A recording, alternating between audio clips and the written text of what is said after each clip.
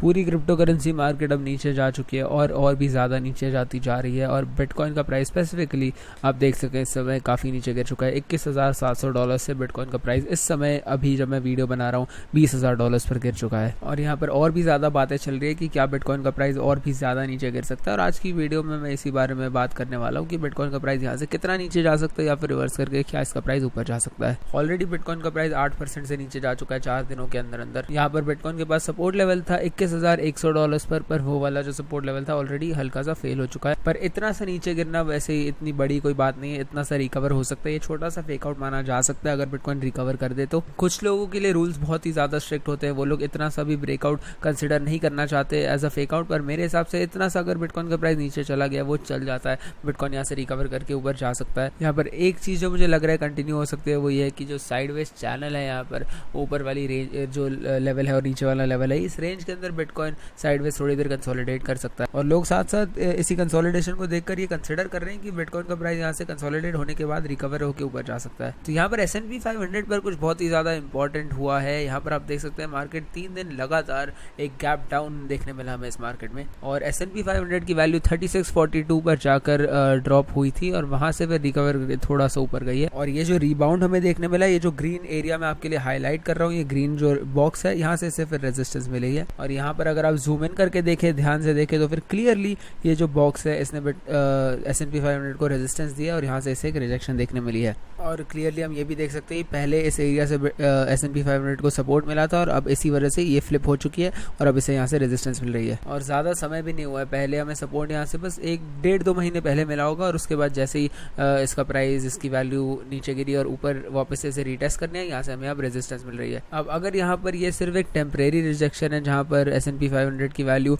ऊपर गई, हल्का सा रिजेक्ट हुई और फिर रिकवर करके और ऊपर चली गई, तो ये बिल्कुल सही है, ये बहुत ही अच्छा होगा इस मार्केट के लिए। पर ये अगर ये एक असली रेजिस्टेंस है, एक असली बड़ी रिजेक्शन है, तो ये S&P 500 के लिए तो बहुत बुरा होगा ही, उसके अलावा ये बिटकॉइन के लिए और भी ज़्यादा बुरा होगा क्योंकि हमें बिटकॉइन में और भी बड़ा ड्रॉप देखने मिल सकता है। और ऑलरेडी बिटकॉइन का प्राइस 20,000 के नीचे 2 बार गिर चुका है। और ये चीज़ तो मैं काफ़ी समय से बोलते आ रहा हूँ कि जो बिटकॉइन का प्राइस है वो स्टॉक मार्केट के प्राइस को फॉलो कर रहा है। S&P 500 जिस तरह से मूव कर रही है उसी तरह से बिटकॉइन भी काफ़ी बार मूव कर रहा है। और यहाँ पर बहुत ही स्ट्रॉन्ग कोरिलेशन हमें देखने मिल रही है S&P 500 और बिटकॉइन के प्राइस में। और अभी के दिनों में, आजकल में, जब पूरी वर्ल्ड इकोनॉमी बहुत ही वीक है, ऐसे समय पर जो मेजर मार्केट्स है S&P 500, डॉलर, इन सभी चीज़ों पर बिटकॉइन बहुत ही ज़्यादा डिपेंडेंट है। S&P 500 जब तक मूव नहीं करेगी बिटकॉइन अच्छे से मूव करके नहीं दिखाएगा। और इन दोनों में जो कोरिलेशन है वो पॉजिटिव कोरिलेशन है, मतलब जिस दिशा में S&P 500 मूव करेगा यूजुअली बिटकॉइन इस समय पर उस पर डिपेंडेंट होते हुए उसी दिशा में मूव करेगा।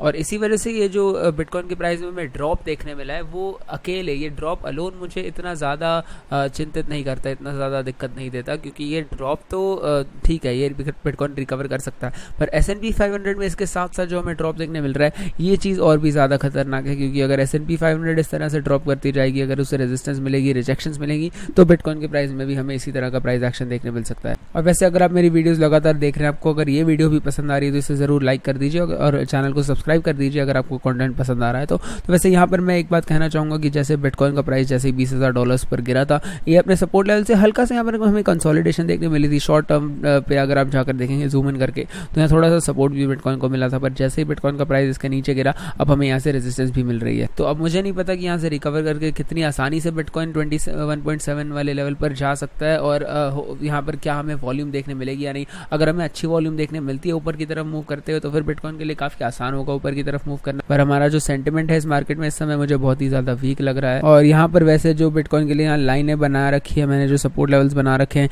ये जो ग्रीन वाला लास्ट ग्रीन वाली लाइन है, अगर इस लेवल को बिटकॉइन फेल कर देता है तो मुझे नहीं समझ आ रहा कि और कौन सा लेवल है जो बिटकॉइन को अपने लो पर जाने से रोकेगा। जो $17,000 पर $17,500 पर बिटकॉइन गिरा था, मुझे लगता है सीधा वो उसी लेवल पर जाकर फिर से रुकेगा। ये बिल्कुल टिपिकल पैटर्न लग रहा है मुझे, जहाँ पर कोई भी एसेट एक लो सेट करता है, उसके बाद वहां से रिकवर करके जाता है और फिर से उसी लो पर आकर गिर जाता है। और इसी लैक ऑफ सपोर्ट की वजह से मुझे लगता है कि 17,000 तो छोड़िए, बिटकॉइन का प्राइस यहाँ से और भी नीचे गिर सकता है। और अगला जो इंपॉर्टेंट सपोर्ट लेवल है वो रेंज मुझे लग रही है $12,000 से $14,000 के बीच में, जहाँ पर बिटकॉइन जाकर गिर सकता है। पर अगर यहाँ पर बिटकॉइन थोड़ी और हमें पावर दिखाता है, थोड़ा और मोमेंटम, थोड़ा और दम दिखाता है इन मूव्स के अंदर, तो फिर आप देख सकते हैं यहाँ से रिकवर करके बिटकॉइन आसानी से ऊपर जा सकता है। और वो इस मार्केट के लिए बहुत ही अच्छा हो, क्योंकि यहाँ पर हो सकता है कि हम एक डबल बॉटम पैटर्न सेट करके दिखाए, जहाँ से बिटकॉइन का प्राइस रिकवर करके ऊपर चला जाए। डबल बॉटम अगर आप टेक्निकल एनालिसिस एनालिसिस समझते हैं तो आपको पता ही होगा एक बहुत ही बढ़िया, बहुत ही बुलिश पैटर्न होता है। अब $28,000 वाला जो लेवल है, लोग कह रहे थे कुछ दिन पहले ही कि बिटकॉइन का प्राइस अब उसकी तरफ मूव करने वाला है, और मैं उस आइडिया को एंटरटेन कर सकता हूँ। मुझे लगता है कि हो सकता है कि बिटकॉइन का प्राइस वहाँ तक पहुँच जाए, पर उसके लिए पहले हमें यहाँ से एक बाउंस करके ऊपर जाना पड़ेगा, पर वो लेवल ज़रूर ब्रेक हो सकता है, क्योंकि यहाँ से अगर हमें डबल बॉटम देखने मिल गया तो फिर वो चीज़ें आसान हो जाएंगी। और वैसे भी ये अच्छी बात है कि बिटकॉइन का प्राइस अब भी उस सपोर्ट लेवल के आसपास ही घूम रहा है, इतना नीचे नहीं गिर रहा है, 20,000 के आसपास ही घूम रहा है, और यहाँ से रिकवरी करनी आसान हो सकती है अगर थोड़ी वॉल्यूम हमें यहाँ पर देखने मिल जाए तो। और जो अगला हमारा टारगेट लेवल होगा वो वही 21,700 के आसपास का हो। पर अब मैं आपको कुछ और बेरिश चीज़ें दिखाना चाहूँगा, क्योंकि यही मेरी जॉब है, मैं आपको सारी बेरिश चीज़ें दिखाना चाहता हूँ। तो ये इंडिकेटर मैं लगा कर आपको दिखा देता हूँ। जो इचिमोकू क्लाउड हम देख सकते हैं यहाँ पर इस 4 घंटे वाले चार्ट पर, आप देख सकते हैं पिछली बार भी मैंने आपको बताया था, बहुत ही बड़ा लाल इचिमोकू क्लाउड है यहाँ पर जो बिटकॉइन को रेजिस्टेंस दे रहा है। और इसे आप अगर मेजर करें तो ये 22% का इचिमोकू क्लाउड है, बहुत ही बड़ा इचिमोकू क्लाउड है, बहुत रेजिस्टेंस देने वाला है बिटकॉइन को। और क्लियरली आप देख सकते हैं जो रिजेक्शन है ये भी हमें इस इचिमोकू क्लाउड के नीचे वाली जो लाइन है उसी से मिली है। पिछले 2 दिनों में बिटकॉइन को यहाँ से 3 बार छोटी छोटी रिजेक्शन देखने मिली है। और अगर आप टाइम फ्रेम बदल दें, अगर आप यहाँ पर डेली चार्ट पर चले जाएं, और यहाँ पर मैं आपको अब EMA रिबन लगा कर दिखाना चाहता हूँ। क्लियरली ये भी EMA रिबन बहुत ज़्यादा फैलावट है यहाँ पर भी, ये भी बहुत तगड़ी रेजिस्टेंस ऑफर कर रहा है इस समय बिटकॉइन को, और ऑलरेडी हमें कुछ रिजेक्शंस यहाँ से मिल चुकी है। और इस मूव में तो अभी तक बिटकॉइन ने इस रेजिस्टेंस को हिट भी नहीं किया। और वैसे ये एक साइन हो सकता है कि बिटकॉइन इस समय ड्यू है इस रेजिस्टेंस में हिट करने के लिए, मतलब शायद हमें एक बाउंस देखने मिल सकता है जो बिटकॉइन को इस एक दिन वाले EMA रिबन के इसके अंदर लेकर जा सकता है, जहाँ से फिर शायद हमें एक रिजेक्शन मिल जाए। शुरू में जब हमें यहाँ से एक बाउंस देखने मिला था तब लग रहा था कि ये हो सकता है एक वी शेप रिकवरी हो, जिसके बाद बिटकॉइन का प्राइस रिकवर करके ऊपर जाने लग जाए, पर ये इतनी स्ट्रॉन्ग नहीं थी, हमें ना ही वॉल्यूम देखने मिली, उसी वजह से वीक शेप रिकवरी कंटिन्यू नहीं कर पाई, और अब हमें फिर से एक रिजेक्शन मिल चुकी है। और ऑलरेडी हमें रिजेक्शन मिल गई है जब तक हमने उस EMA रिबन को टच भी नहीं किया। 4 घंटे वाले चार्ट पर अगर आप EMA रिबन को देखें तो ये थोड़ा सा इवन आउट हो चुका है, थोड़ा बैलेंस हो चुका है। पहले बहुत ही खिलाफ था मोमेंटम हमारे, पर हमने जब ये 17,000 पर ड्रॉप करने के बाद फटाफट रिकवरी करी, उसके बाद ये जो EMA रिबन है थोड़ा पतला हो गया, इसकी फैलावट कम हो गई, और उस वजह से अब यहाँ पर हमें कुछ समय के लिए थोड़ा सा सपोर्ट मिला था। ये EMA रिबन की फैलावट खत्म हो गई थी, अब भी फैलावट कम है, पर इस समय मोमेंटम थोड़ा सा हमारे खिलाफ है। ये EMA रिबन भी कुछ दिनों पहले ऐसा लग रहा था कि काफी दूर है मार्केट से। मैं आपको चार्ट रिप्ले करके दिखा देता हूँ। ये देखिए यहाँ पर इतनी फैलावट भी नहीं थी, और यहाँ पर ये EMA रिबन जो है प्राइस से काफी दूर था, और ऐसा लग नहीं रहा था कि इतनी आसानी से प्राइस यहाँ पर पहुंच जाएगा। पर वही हुआ, हमने सही समय पर रिकवरी नहीं की, हमें अच्छी वॉल्यूम नहीं मिली, उसी वजह से जितना ज्यादा समय बिटकॉइन का प्राइस ऐसे ही कंसोलिडेट करते हुए साइडवेज जाता रहा, और हमें एक छोटा सा ड्रॉप भी देखने मिल गया $17,000 के आसपास। उसी वजह से मुझे लगता है कि इचिमोकू क्लाउड को और समय मिल गया थोड़ा और बड़ा होने का, थोड़ी फैलावट करने का, जिस वजह से रेजिस्टेंस और भी ज़्यादा तगड़ी हो गई, और उस वजह से जब बिटकॉइन ने फाइनली रिकवर करने की कोशिश की, हमें वहाँ पर एक ड्रॉप देखने मिल गया। और इन दी एंड ये सारे इंडिकेटर्स वही इंडिकेटर्स है जो वैसे मुझे पसंद है, पर इन दी एंड ये एक ही चीज़ हमें बता रहे हैं। सारे इंडिकेटर्स एक तरह से हमें एक ही एनालिसिस दे रहे हैं। EMA रिबन भी हमें बता रहा है कि बिटकॉइन के सामने रेजिस्टेंस है काफ़ी तगड़ी, और ये इचिमोकू क्लाउड भी हमें वही चीज़ बता रहा है। तो फिर यहाँ पर कुछ अलग अलग चीज़ें हमें नहीं देखने मिल रही, हमें ऑलरेडी ये चीज़ें पता है। और वैसे भी ये लैगिंग इंडिकेटर्स जो होते हैं, जो ज़्यादातर ऑलमोस्ट सारे इंडिकेटर्स लैगिंग इंडिकेटर्स ही होते हैं, जो प्राइस के मूव करने के बाद अडेप्ट करके हमें रेजिस्टेंस देते हैं। ये सारे इंडिकेटर्स हमें एक ही चीज़ बता रहे हैं। हमें यूजुअली एक टाइम बेस्ड करेक्शन मिलनी चाहिए या फिर एक प्राइस बेस्ड करेक्शन मिलनी चाहिए। यहाँ पर हमें एक तरह से दोनों ही देखने मिल रही है, पर जब हमें देखने मिल रहा था उसके बाद हमें एक छोटी सी रिजेक्शन मिल गई, जिसके बाद प्राइस उस सपोर्ट लेवल पर गिर रहा था, एक बहुत ही इंपॉर्टेंट सपोर्ट लेवल पर गिर रहा था, और ये सपोर्ट लेवल पर भी हमें इतने अच्छे से बाउंस नहीं देखने मिल रहा। ऑलरेडी थोड़ा बहुत ये सपोर्ट लेवल फेल हो रहा है, यहाँ पर हमें उतनी अच्छी रैली नहीं देखने मिल रही जितनी एक्सपेक्टेड होगी, जितना अच्छा बाउंस एक्सपेक्टेड होगा वो हमें देखने नहीं मिल रहा है। और यहाँ अगर मैं थोड़ा और जूम इन करूँ तो आप देख सकते हैं पैरेलल चैनल जैसा भी यहाँ पर बनने लग गया, और इस चैनल के भी बिल्कुल बॉटम पर चल रहा है बिटकॉइन इस समय। और जैसे ये फ्लोर जो है वो कोलैप्स होगा, चाहे वो हमारा सपोर्ट लेवल हो या फिर ये पैरेलल चैनल का सपोर्ट लेवल हो, ये जैसे ही फेल होगा उसके बाद बिटकॉइन का प्राइस हो सकता है हमारे अगले स्विंग लो पर पहुंच जाए। यहाँ पर इस समय हमारे पास जो सपोर्ट लेवल है वो 19,700 19,800 लेवल डॉलर पर है, और वो लेवल अगर फेल हो जाता है तो मुझे लगता है बिटकॉइन का प्राइस अपने पिछले वाले स्विंग लो पर चला जाएगा, जो था $17,500 के आसपास। और इन दी एंड मुझे यहाँ पर यही लग रहा है इस चार्ट को देखकर कि यहाँ पर इतने ज़्यादा बायर्स है ही नहीं इस समय जो स्टेप इन करने के लिए तैयार है, जो बिटकॉइन इस प्राइस पर खरीदने के लिए तैयार है। इस समय हमें ज़्यादा सेलर्स देखने मिल रहे हैं, सेलर का जो प्रेशर है वही प्राइस को ड्राइव कर रहा है नीचे की तरफ,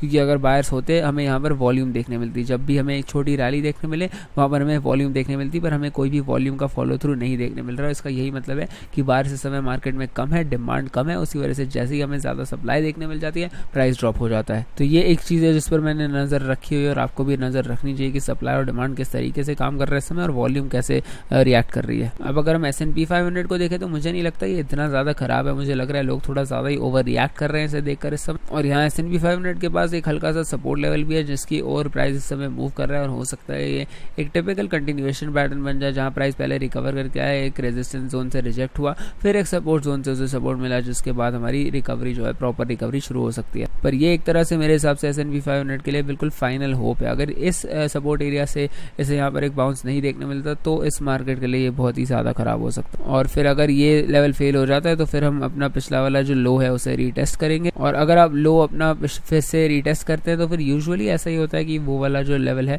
वो फेल हो जाता है, क्योंकि जितने कम समय में जितनी ज़्यादा बार आप एक लेवल को टेस्ट करें, चाहे वो रेजिस्टेंस हो या सपोर्ट हो, उतना ही ज़्यादा चांस बढ़ जाता है कि वो लेवल वीक होता जा रहा है और वो लेवल जो है वो फेल होगा। यहाँ पर भी आप देख सकते हैं जो येलो बॉक्स मैंने बना रखा है, यहाँ पर जितनी बार हमने लो को रीटेस्ट किया, हर बार हमने हल्का सा उसे स्वीप किया है और उसके नीचे प्राइस गिरा, चाहे वो फेक आउट हो या फिर उसके बाद हमें एक फाइनल ब्रेकआउट देखने मिला हो। जितने कम समय में जितनी ज़्यादा बार आप एक लेवल को टेस्ट करते जाएंगे उतना ही ज़्यादा उसके चांसेस बढ़ जाएंगे फेल हो जाने के। ये बहुत ही ज़्यादा कॉमन पैटर्न है इन मार्केट्स में कि एक बार हम एक लो सेट करते हैं, उसके बाद जब हम उस लो को रीटेस्ट करते हैं, रिविजिट करते हैं, तो फिर प्राइस थोड़ा सा नीचे गिर जाता है। दोबारा अगर हम रीटेस्ट करते हैं और कम समय में, जितने ज़्यादा कम समय में हम करते हैं उतने ही ज़्यादा चांस होते हैं कि हमें थोड़ा और नीचे प्राइस एक्शन देखने मिलेगा, जहाँ पर एक नया लो सेट होगा, चाहे वो हल्का सा ही नीचे हो, एक तरह से फिर एक फेक आउट मान सकते हो आप। और इन दी एंड 3-4 बार टेस्ट करने के बाद आप देख ही सकते हैं S&P 500 ने वो वाला जो अपना लेवल था वो खो दिया और प्राइस और भी नीचे गिर गया। और डबल बॉटम पैटर्न्स जो होते हैं बहुत ही ज़्यादा रेयर होते हैं मार्केट्स में, बहुत ही ज़्यादा बुलिश होते हैं पर हमें बहुत ही कम देखने मिलते हैं, इसलिए मैं ज़्यादातर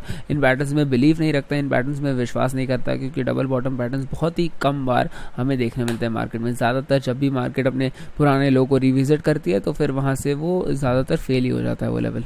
और वैसे अगर आपको उसी एक्सचेंज पर ट्रेड करना है जहाँ पर मैं ट्रेड करता हूँ तो फिर आप बायबिट का इस्तेमाल कर सकते हैं। मैं बायबिट का पेज इस समय लोड करने की कोशिश कर रहा हूँ पर मेरी इंटरनेट कनेक्शन इतनी अच्छी नहीं है, इसलिए ये पेज लोड नहीं हो पा रहा है, पर बायबिट का इस्तेमाल आप कर सकते हैं। बायबिट एक बहुत ही बड़ी एक्सचेंज है जिसे मैं बहुत सालों से इस्तेमाल करते आ रहा हूँ। मैं जब से इनसे स्पॉन्सर्ड हुआ इससे पहले भी मैं बायबिट का इस्तेमाल करता आ रहा हूँ और मुझे आज तक कोई भी सिक्योरिटी के इशूज़ नहीं आए, कोई सेफ्टी के इशूज़ नहीं आए। हमेशा इनकी लिक्विडिटी बहुत ही बढ़िया रही है।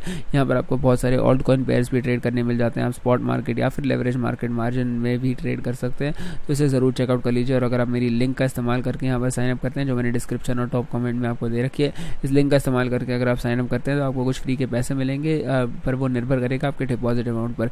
और इन पैसों से आप अगर ट्रेड करते हैं तो फिर आप जो भी प्रॉफिट कमाएंगे वो आप बाहर भी निकाल सकते हैं, तो फिर ज़रूर इसे चेकआउट कर लीजिएगा और बायबिट का इस्तेमाल ज़रूर कीजिए। पर इंडिया में बायबिट का इस्तेमाल करते हुए आपको एक VPN का इस्तेमाल करना पड़ सकता है, तो फिर इसका भी ज़रूर ध्यान रखिएगा। और मैं आपको ये भी याद दिला देना चाहता हूँ कि आप 4Flies VIP ज्वाइन कर सकते हैं। इसका मैं पेज लोड नहीं कर पा रहा हूँ, इंटरनेट कनेक्शन इतनी अच्छी नहीं है, पर VIP में आप देख सकते हैं कि मैं किस तरीके से ट्रेड करता हूँ, मेरे एग्जिट्स, एंट्री लेवल्स, ये सारी चीज़ें आपको 4Flies VIP में देखने मिल जाती है। और ऑलरेडी मैंने यहाँ पर VIP मेंबर्स के लिए कुछ ट्रेड्स प्लान करके रखी हुई है और इन ट्रेड्स की जानकारी VIP मेंबर्स को मिल रही है धीरे धीरे। जैसे ही मैं कुछ ट्रेड्स प्लान करने की कोशिश करता हूँ उसी समय उन्हें मैं अपडेट्स देते रहता हूँ और मेरे जो फाइनल एंट्री लेवल्स और ऑर्डर लेवल्स होते हैं वो सारी चीज़ें भी VIP मेंबर्स को देखने मिल जाती हैं। और इस समय वैसे हम 4Flies VIP पर एक 50% से भी ज़्यादा का डिस्काउंट चला रहे हैं, मतलब इफेक्टिवली 50% से ज़्यादा है, वैसे 50% ही है। हम अपने VIP की फ़ीस जो है वो बिटकॉइन में लेते हैं, तो फिर बिटकॉइन की वैल्यू तो ऑलरेडी 70-75% से नीचे है,